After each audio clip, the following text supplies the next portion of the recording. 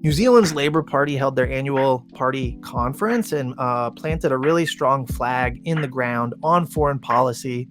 The top line is that, actually, I'll just read this out.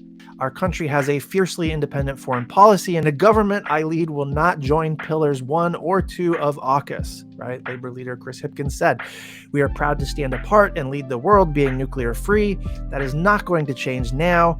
Here's the kicker. New Zealand's foreign policy will not be determined by Washington, Canberra, or Beijing.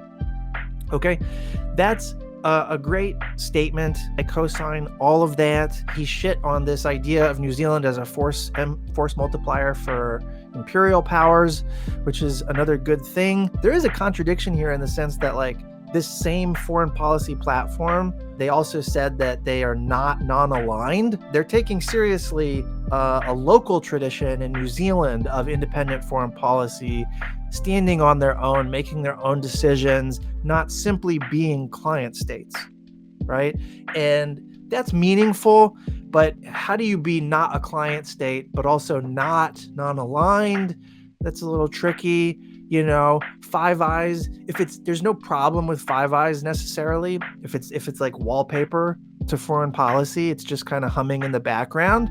But if there's a scandal around Five Eyes, or if Five Eyes becomes a mechanism through which, you know, the US under Trump decides to like extort, you know, do something to New Zealand, then the contradiction will emerge as a problem. So right now there's like a logical contradiction here between like, we're independent foreign policy, but also we're not non-aligned, but also Five Eyes, we love it. Like, I get how you triangulate that as your platform, and you can get away with that for now.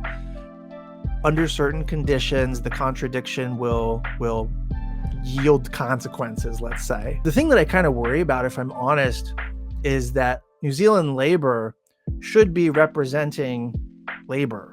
It should be representing the majority of the population, the working class of New Zealand, you know? And they've had kind of like neoliberal economic policies like everyone in the West since the 80s. And they're only just starting to move away from that, but they have not yet embraced economic populism. They have not embraced mass politics, even though it's the kind of foreign policy that I think New Zealand should have. I'm worried that their politics, Labour's politics, is going to focus or obsess on this foreign policy shit and let it distract from an economic populist program, because that's what you actually need, because the average worker in New Zealand is struggling hard, just like a lot of workers around the world.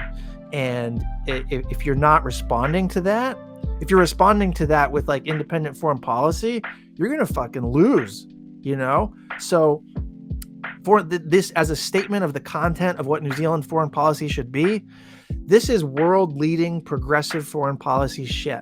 Everybody should pay attention to what New Zealand's Labour Party is saying. Really important. But don't let that be a distraction from the economic populism that you need to address society's needs.